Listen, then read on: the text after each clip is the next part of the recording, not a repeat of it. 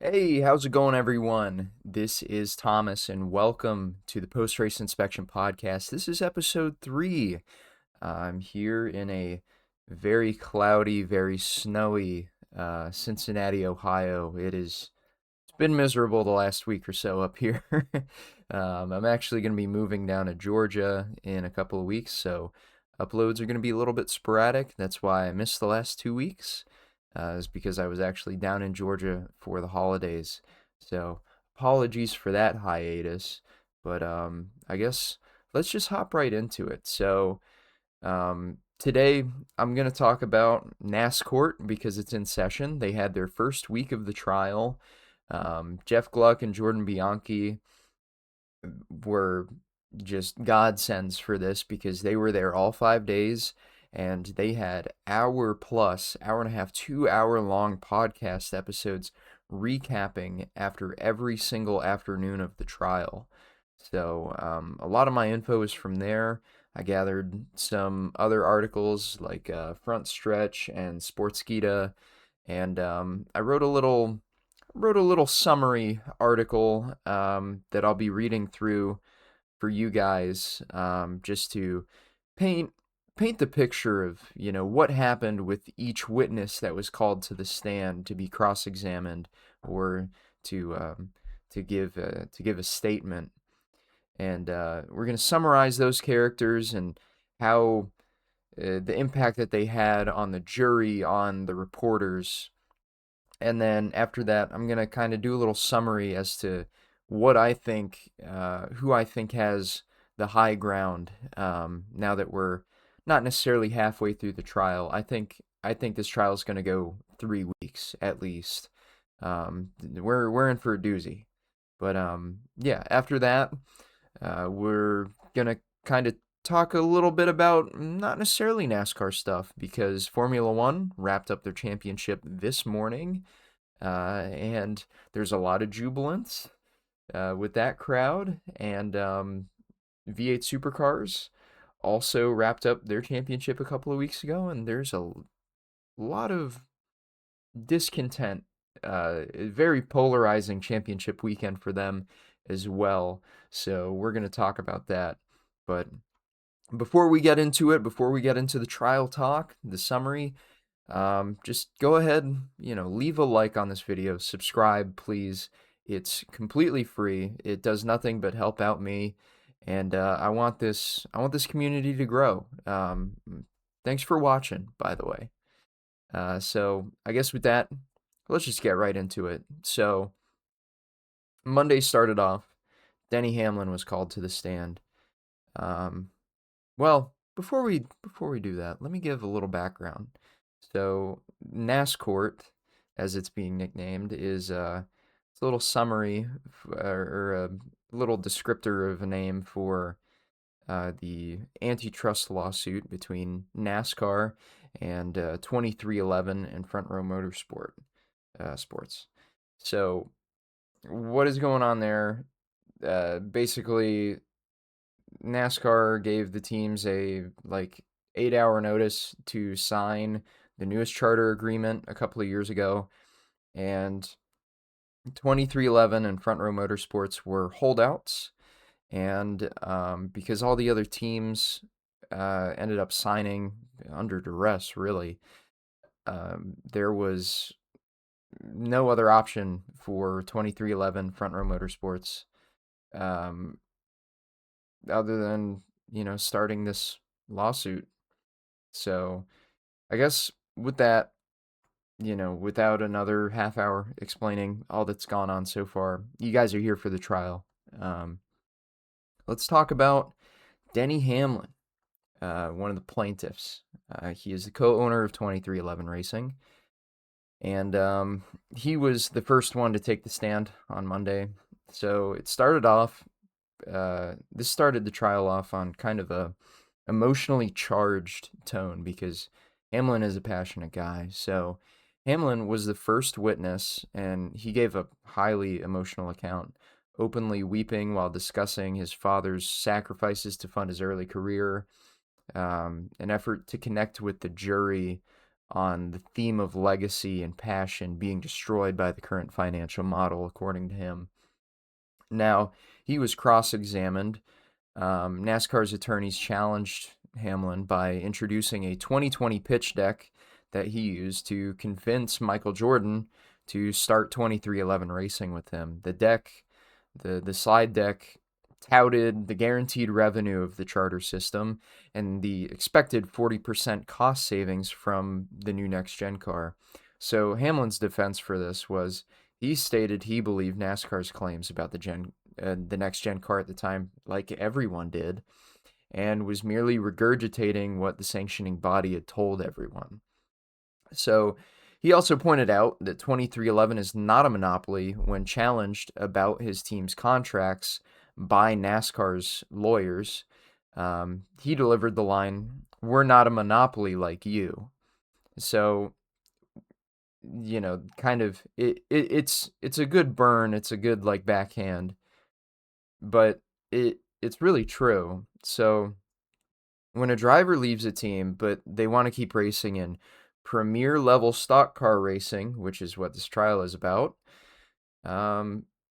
they have multiple options, teams that they could go to, or at least try to go to.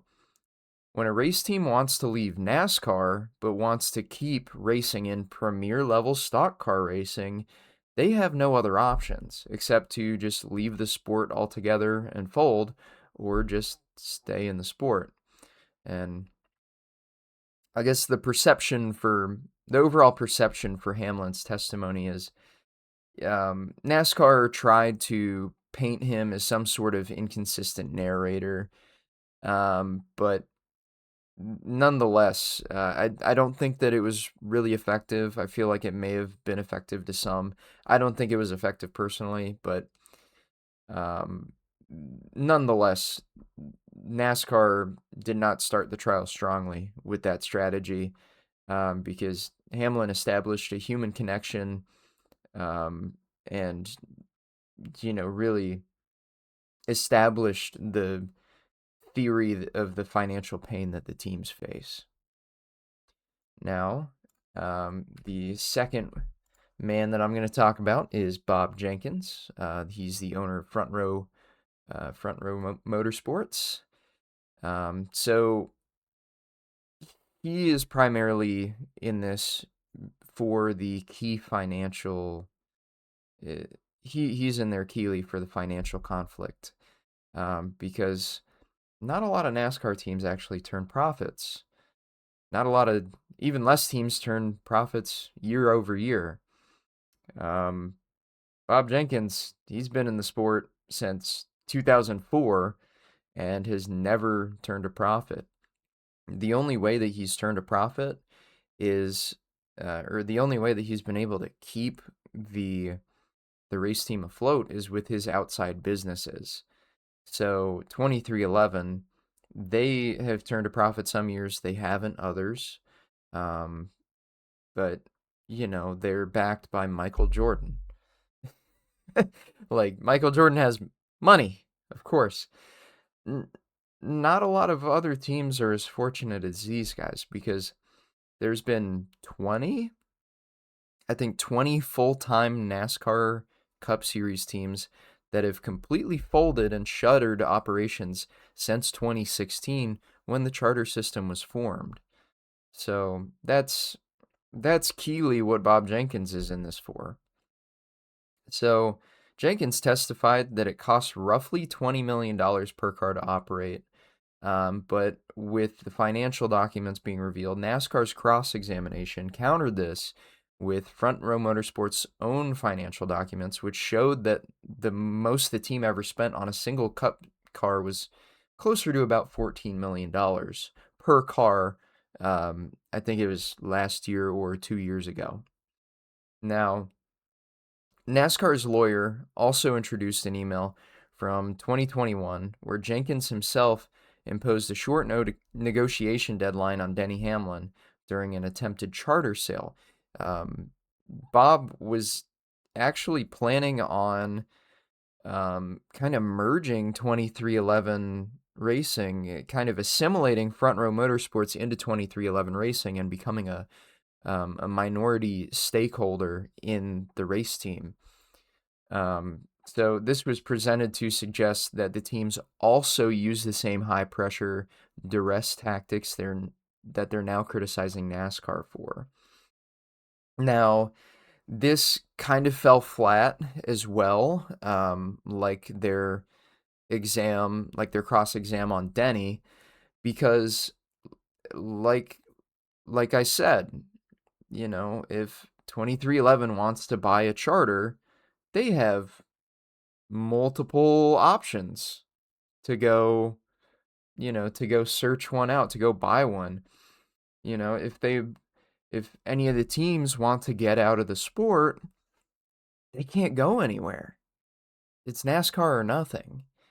So, even though as a general perception, even though his credibility on the exact monetary figures was challenged by the defense, his core narrative that the long-term small budget team, that's really hard to be able to turn a profit, it still remained a powerful argument for the plaintiffs for 2311 and Front Row. Now, let's get to our first character in the defense, Scott Prime. So, Prime, a NASCAR executive, was forced to address the internal communications that the plaintiffs had acquired. So, the most damaging piece of evidence, specifically for the trial, even though there was a lot of vitriol towards many of the teams at points, including Richard Childress Racing, and we'll get into that a little bit. But the most damaging piece of the evidence was a text message thread where a NASCAR executive described the charter proposal as a fuck the teams offer, with others insulting team owners. So there's a lot of text to go through. Mainly, so it kind of seems at this point that Jim France kind of rules with an iron fist, even though there is a committee of chairmen that NASCAR uses to make a lot of decisions, that has, Ben Kennedy, Steve O'Donnell, Steve Phelps, Lisa France Kennedy. It seems like Jim's word is the final word no matter what. So as the previous charter negotiation was going on, Jim France got more and more fed up. So as Jeff Gordon said, he had never seen during any sort of negotiations in business the final product of the negotiations end up being farther away from a compromise than what it started out as. So that's where the F the teams, I already cursed, but F the teams offer was, because I believe it was Steve O'Donnell that was referencing Jim France's final proposal that he gave the teams. Now, Scott Prime was cross-examined by 2311's attorneys. So they pressed him on the goodwill provision in the charter agreement, which was a previously established. It was in the charter agreement before this one, where it essentially prevented team owners from racing in or owning a stake in competing stock car series. So they argued that this was an anti-competitive non-compete clause, which Prime downplayed as narrow at best. So the general perception, he was perceived by, Jeff Gluck, Jordan Bianchi, Bob Pockrass, a lot of the reporters, as being on the defensive, very defensive, keeping everything really close to his chest. Obviously having to explain profane, dismissive internal messages directly, um, it it directly undermined NASCAR's public statements about being a partner to the teams. Now, probably the most emotionally charged one was the testimony of Heather Gibbs. Let me take a sip of water and I'll talk about that. So, Heather Gibbs is kind of the unexpected star witness. Everyone thought Michael Jordan would have been the star witness because of his, star power, but Heather Gibbs' testimony was really powerful. So, Heather Gibbs, now co-owner of Joe Gibbs Racing, gave an emotional and detailed account of the pressure that the teams faced to sign the latest charter extension agreement. So she talked about her husband Coy's sudden passing for the first time publicly, and that resonated very strongly with everyone in the courtroom. She also testified that NASCAR dropped a 112-page contract on the teams at 5 p.m. on a Friday, with the deadline just a few hours later, describing the situation as having a gun to your head. Yeah. She also talked how a how the copy that she was given was riddled with typos.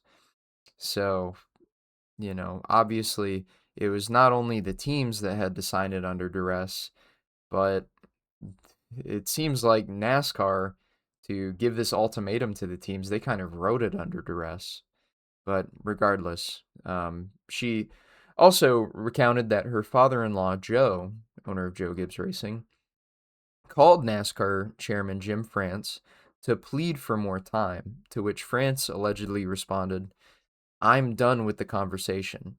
If I wake up and I have 20 charters, I have 20. If I have 30, I have 30."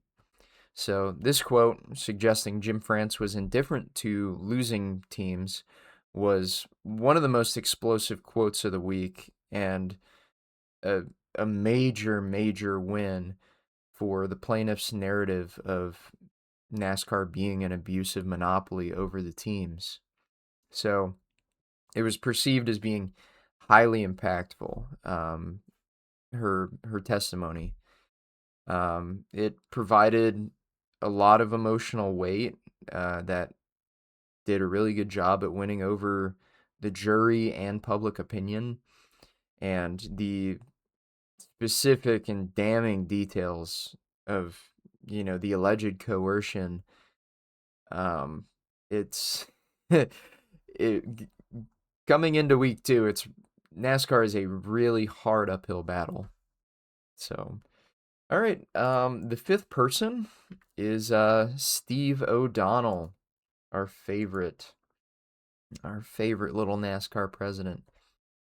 So O'Donnell had to respond to a text message where he described Jim France's reaction to a request for the permanent charters by saying France was swearing every other sentence. O'Donnell denied that France was actually swearing, saying that it was a figure of speech to convey anger, but then he admitted he actually couldn't remember what France was actually angry about, leading to a lot of skepticism from the judge and reporters. The SRX threats between him and Steve Phelps were also talked about during his cross-exam. O'Donnell was intensely questioned about internal texts where he and Commissioner Steve Phelps were highly critical of the now-defunct Superstar Racing Experience, SRX, which featured active NASCAR drivers multiple times. I think it was every single race of the last 2 seasons, because my boy Brad Keselowski raced every single race of, I believe it was the 2022 season. So, um, one really damning text included a comment about putting a knife in this trash series.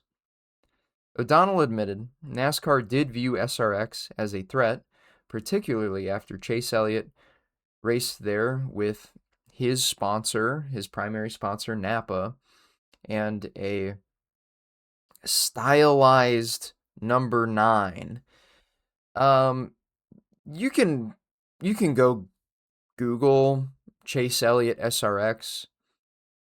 I don't know if he like intentionally lied under oath, or if the if the defense was really actually that stupid to make him say that. But Chase Elliott never ran a stylized number 9. It was the same font as it was just the base font for SRX number 9. It was like a italics. It was like an Arial italicized font number 9. Really, really dumb admission that he might get cross-examined for next week if they have to bring him back onto the stand. So the overall perception is, if I haven't made it clear enough, that O'Donnell was on the stand for a long time, and he was very evasive and frustrating. It was so frustrating that he got critiqued by the judge, who urged all the witnesses to answer the questions directly in order to not waste everyone's time, including the jury, who, you know, I would never have been selected on that jury, but oh my God, I would love to be in on this. If I had to do jury duty for any reason, it would be for this trial. But O'Donnell just really looked combative and evasive, and I think that it really damaged the defense's overall credibility. Now, the last person that I'm going to talk about is Michael Jordan. So, Jordan he was only on the stand for about an hour, and he was very joking, very very laid back. He used his experience as an owner in the NBA of the Charlotte Hornets to argue his case, stating that the NBA's 50-50 revenue split with the players is a model of true partnership, which NASCAR refuses to adopt with its teams.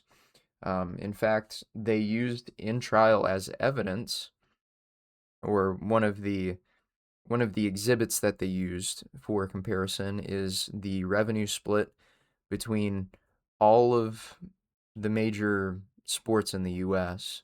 So, yeah, NASCAR was by far the lowest amount. I don't have the exact numbers in front of me. I should have put them on this document, but it was very, very small split comparative to the rest of major North American not motorsports, but sports in general. So he also testified that he didn't want to hurt NASCAR, but he felt that someone had to step forward and challenge the entity, that's his quote, for the good of the sport's future. His testimony, like I said, was really calm, and it was focused mainly on the business aspects, because that's what this trial is about. You can't just have all of your offense as a plaintiff be emotional. You have to bring the facts as well, and facts and reasoning. So overall, he was perceived, they packed the courtroom just for this because it was just after lunch. They packed the courtroom. It was packed outside the courtroom. But he came across as measured and serious, and he leveraged his status to not to grandstand, but to add gravity to the plaintiff's claims that they were seeking a fairer business arrangement. He said he's, quote, not trying to burn the sport down. So, as a summary, as I pull up a little Jeff Gluck quote. So, as a summary, the feeling going into week 2 is that the plaintiffs have established a very strong narrative. That's 2311 Racing, Front Row Motorsports. They've established a very strong narrative, primarily through their effective use of NASCAR's own internal communications and the powerful emotional testimony from the team personnel, as well as the very weak counterclaims by and strategy by NASCAR's attorneys. So, uh, why do I feel like the teams have the upper hand? Number one, like I just said, the internal communications. So, the most damaging evidence that was presented in week one was the disclosure of private texts and emails from the NASCAR executives. That's the main crux that the plaintiffs have used so far. These documents contained profane and insulting language about the team owners. That infamous text that came out a few weeks ago calling Richard Childress a dinosaur and an idiot, who owes everything that he's ever made to NASCAR, which is really idiotic in of itself because NASCAR wouldn't be where it is if it wasn't for Dale Earnhardt.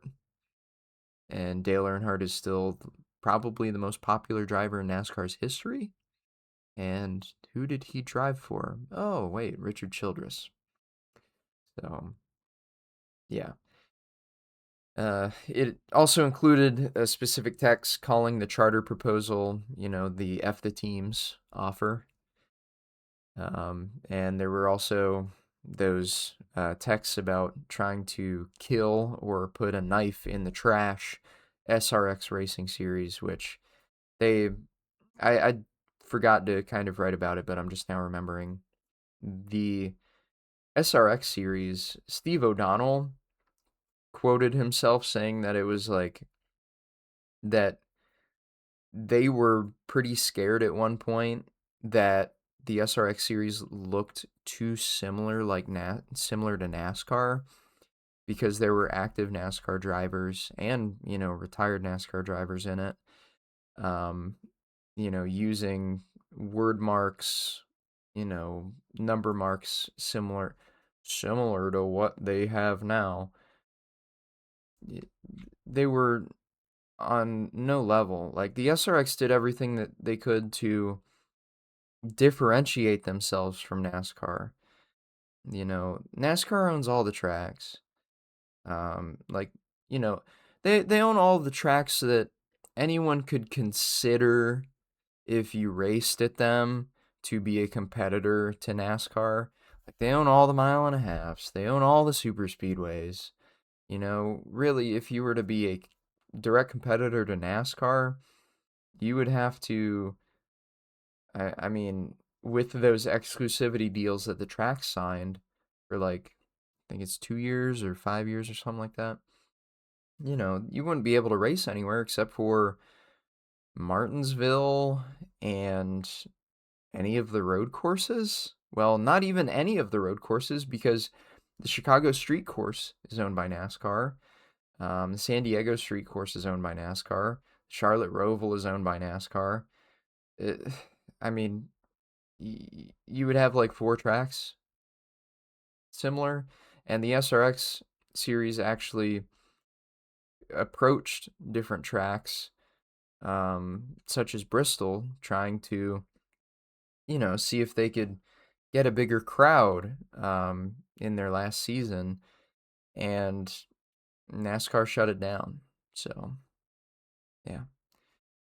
Reporters also noted that that forcing NASCAR executives like Scott Prime and Steve O'Donnell to try and explain these messages severely damaged the defense's narrative that they were acting as good faith partners to the teams, because their defense and their explanation for all these texts, very evasive. It took O'Donnell like 45 minutes, I don't recall, the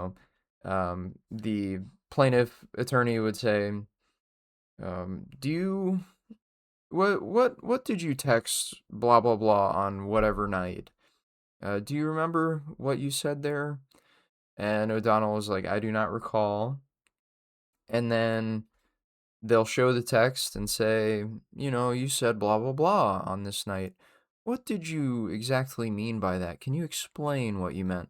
And O'Donnell was he's like, I don't really recall exactly what the meaning was behind this, but, the overall narrative, or, the overall reasoning behind us saying that is, along the line of blah, blah, blah. Like, just answer it directly, dude. You're doing nothing but wasting everyone's time and making the jury frustrated, the judge frustrated.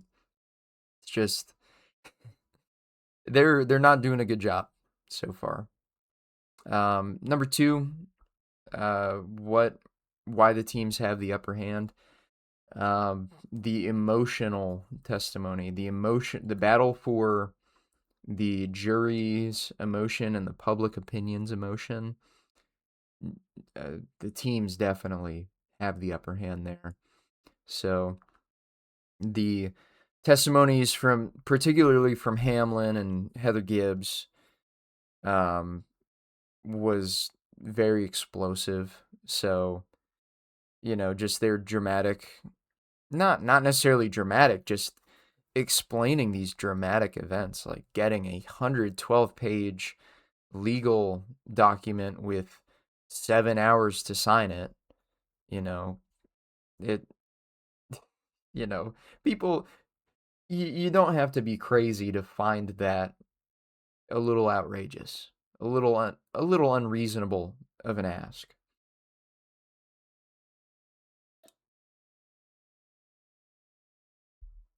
So it was that, and then also her testimony saying, the Jim France saying, if I wake up and I have 20 charters, I have 20. If I have 30, I have 30. It really made Jim France, NASCAR, seem really indifferent to the fate of the teams, along with the revealed plans for if the teams were to have a lockout, then NASCAR would just run their own teams. It all that stuff strongly supported the plaintiff's claim of monopolistic abuse. So, number three, Michael Jordan's gravitas and his presence and his testimony were pretty crucial because you would feel that the biggest name would have the most dramatic, most thought-provoking, you know, most dramatic retelling or testimony, but he was actually maybe the most credible witness, because he was very direct on wanting to not focus on the emotions because they already had that job done. They won the emotional battle. Now it's time to win the factual battle, and who better to do that than Jordan, the most popular figure by far in this whole trial, being the one to deliver the facts. So he lent enormous credibility and seriousness to the lawsuit, positioning the case not as a small business dispute, but as an existential fight for fairness in a major North American motorsport. So his, more particularly in premier stock car auto racing, his comparison to the NBA's 50-50 revenue split provided the jury with a clear and easy to understand model of the partnership that the teams are fighting for and that they don't have right now. So, going into week 2, NASCAR does have stuff to work on. NASCAR's challenges. So, while NASCAR's attorneys managed to poke holes in some of the team's financial claims and their, credibility as consistent narrators, Bob Jenkins' exact cost figures and showing, Hamlin's, different tellings of events depending on what time it is, or depending where he's telling it.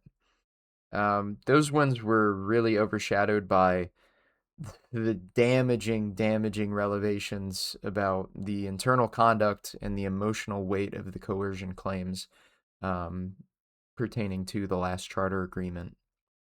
So I would say the overall takeaway from week one is that the plaintiffs were highly successful in painting NASCAR as a monopolist bully, using their own words to prove it. They also, yeah, the defense also now faces an uphill battle to pivot the jury's focus away from the conduct of the executives and back to the purely technical legal arguments of the antitrust claims, which I think are still actually up in the air. So 2311 has undoubtedly won the emotional battle, having the jury on your side emotionally, winning the favor of the jury. They've definitely won that, but it's still going to be really interesting going into week two, especially with apparently Hendrick Motorsports, Jeff Gordon, Rick Hendrick, and then Roger Penske maybe being called to the stand. We're definitely gonna have to see what happens Monday through Wednesday, because it's gonna be really, really interesting. I guess with that, we can leave that there.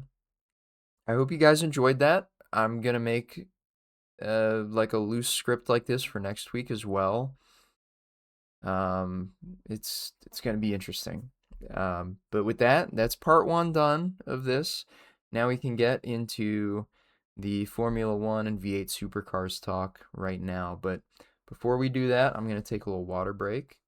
I do just want to say, subscribe to the channel. It's completely free. Leave a like on the video, share it with your friends, share it with your mom, your dad, your grandpa, your grandma. Please. It really helps me out. Now, let's hop right into it. So,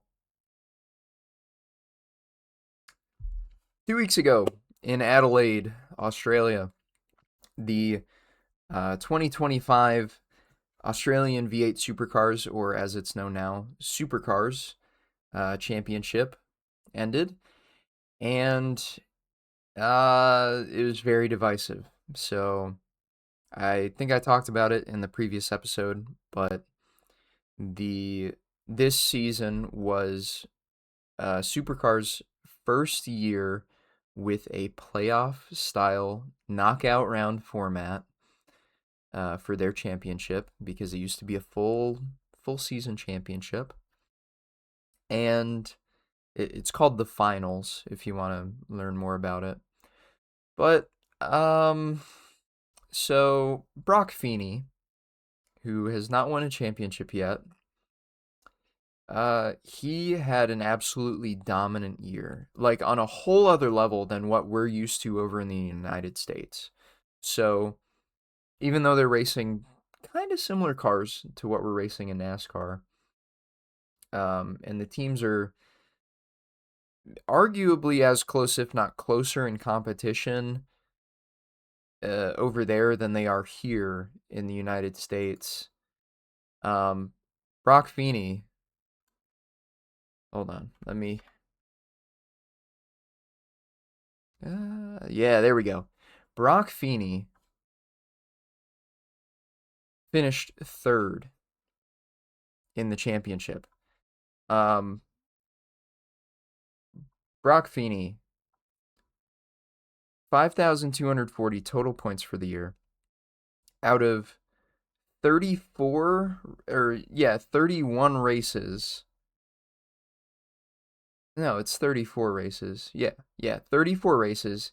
He had 3 DNFs, 17 pole positions,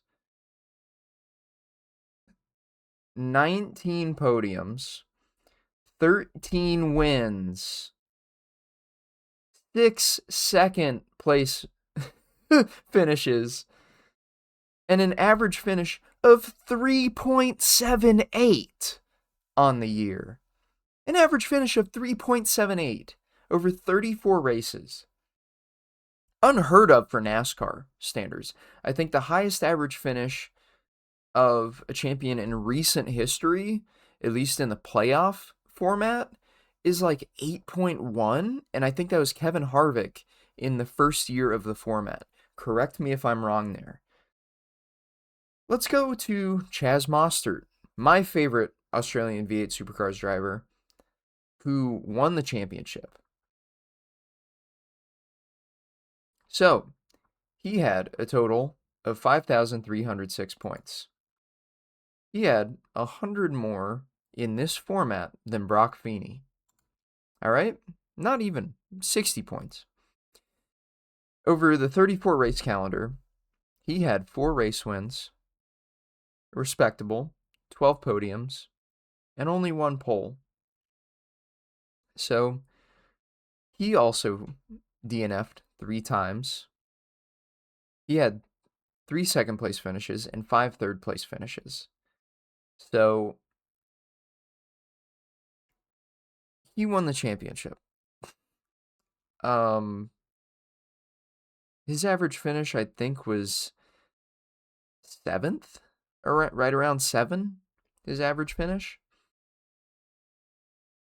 And people are not happy about it. I'm going to go back over to Twitter or X. Follow me at PostRacePod on X. My buddy Caleb, at Clable_, he says, I don't even watch Supercars, and the commentators have to justify why a driver is the champion to the viewers. Don't you think that for a championship to be legitimate, the fans can put that together on their own? I shout out to Caleb, and I'm sure he's going to be a guest on this podcast soon, if not later in the future.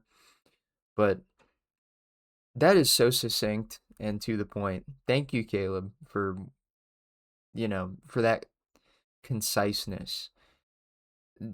That has been my thoughts with the playoffs for the last 11 years that this format has been a thing in NASCAR. That was my thought while watching the Supercars Championship unfold this year. I don't know. They saw the dysfunction. They saw the dysfunction that it brought and the polarity that it forced between the fan base in NASCAR. Why did they change to that format after 10 years of NASCAR proving that it doesn't work? Why did they do that? I don't understand. So, going back up here, this is telling right here. Lee Diffie, the man who called the races for NBC and USA Network this year for NASCAR, he's Australian, of course, so he's been tapped in since the early 90s to Australian V8 Supercars. Brock Feeney, he didn't win the championship, but he won the Jim Richards Award and the Barry Sheen medals for the 2025 Supercars Gala. Both of those awards represent, in summary, basically being the best driver and the best performer all year. Lee Diffie quote tweets it, saying, "The real champion." Now, obviously, he was pretty jubilant, or at least sounded pretty jubilant, when Kyle Larson won the championship. And he's really not made any comments about his thoughts of, whether or not that Phoenix was a good weekend as far as deciding the champions for NASCAR. This is really telling.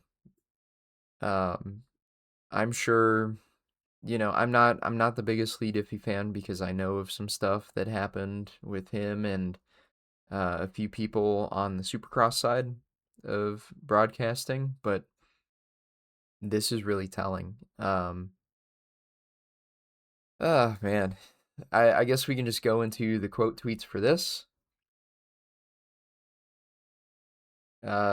Gibbs Racing says, "Nice, now denounce the NASCAR playoffs next."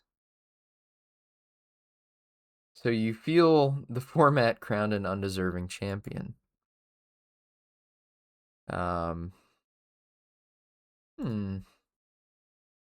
Very interesting. Anyways, let's keep that in mind. So, Coupe Designs tweeted on November 30th.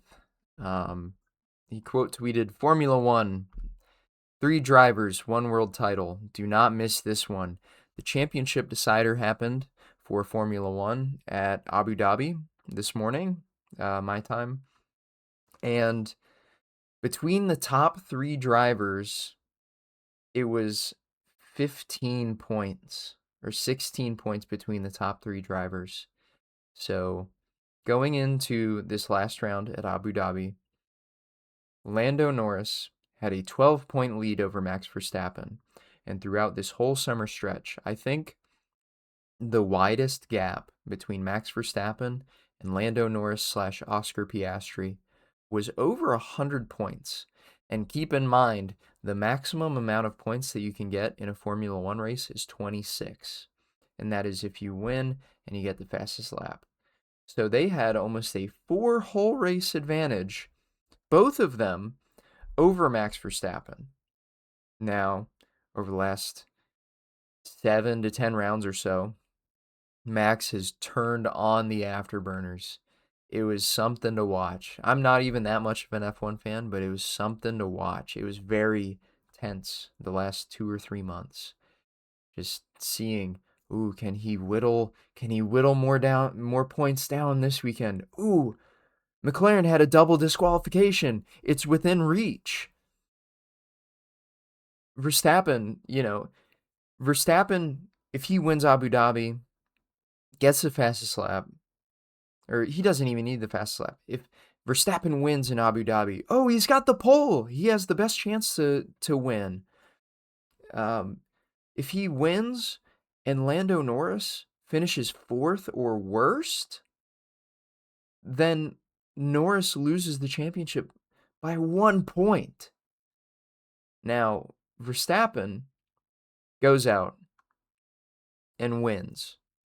All right, well, let's just take a look at this.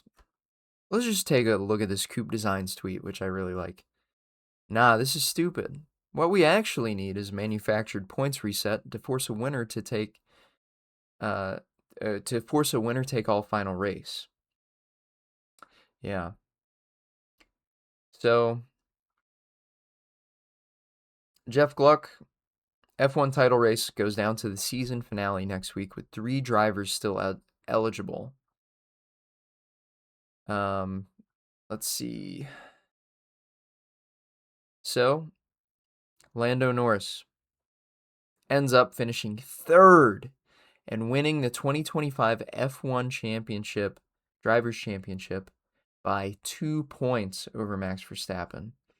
Oscar Piastri finishes 2nd in the race, and I believe he was about 8 or 10 points behind them. Absolutely fantastic. Even though Lando Norris isn't my favorite driver in F1, I was actually rooting for Max Verstappen to pull off the win. My favorite driver is Charles Leclerc, and obviously, Ferrari doing Ferrari things. But I was actively rooting for Max to catch up and win. And, I'm still really satisfied with the outcome because it was this year was like a movie for them. It was, I don't know. I just love it when things play out naturally, which the NASCAR playoffs and the Supercars finals don't do. And also, Jeff Gluck, he was at a bar this morning in Charlotte for the F1 finale. And as you can see here, the bar is totally packed and they have every screen on Formula One. You don't see that with NASCAR. There's Major League Soccer going on right now, which is a very popular thing for people to go to bars to on Sunday mornings. Like, there's NFL going on. Sometimes Sports Center is on in the bar. For the NASCAR finale, it directly competes with NFL.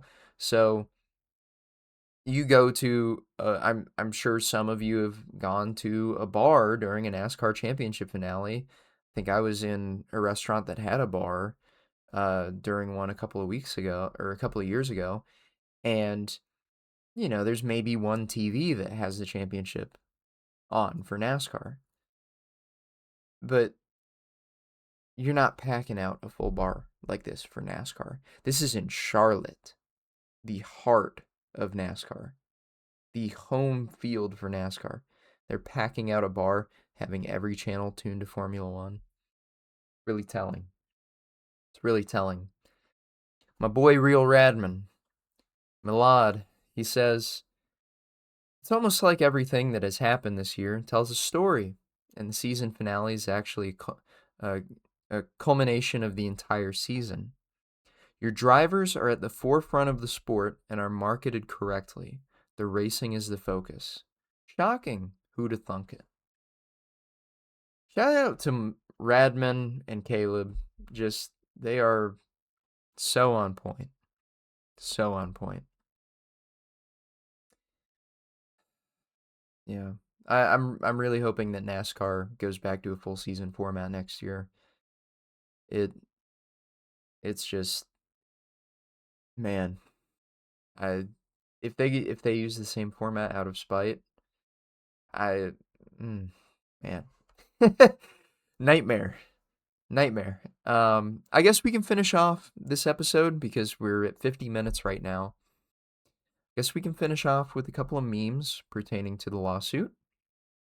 So Toby Christie says, O'Donnell says he felt SRX to become a competitor when he saw Chase Elliott race the stylized number 9 in the series.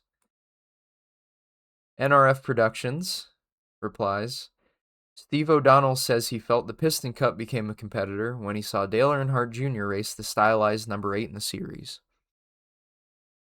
There you go. Very funny. Love NRF. Ben Schneider also quote tweeted it saying, O'Donnell says he felt IndyCar become a competitor when he saw Townsend Bell race the stylized number 24 in the series. Yeah. Well, I think that'll be it for this week unless some bombshell happens where the format is announced midweek or something really crazy happens in the courtroom. Otherwise, I'll talk to you guys next Saturday or Sunday. I just want to say if you made it this far, thanks so much once again for watching. Please subscribe. Please like the video. Share it with your friends and family. Anything that we can do, to grow this community, I'd really love it. Let me know your thoughts in the comments about how the trial is going for each side of it. Let me know your thoughts for the playoffs. I know that this channel has kind of become the playoff complaint channel, but let me know your thoughts, and thanks for watching. I really appreciate it. I'll see you guys next week. Have a good one.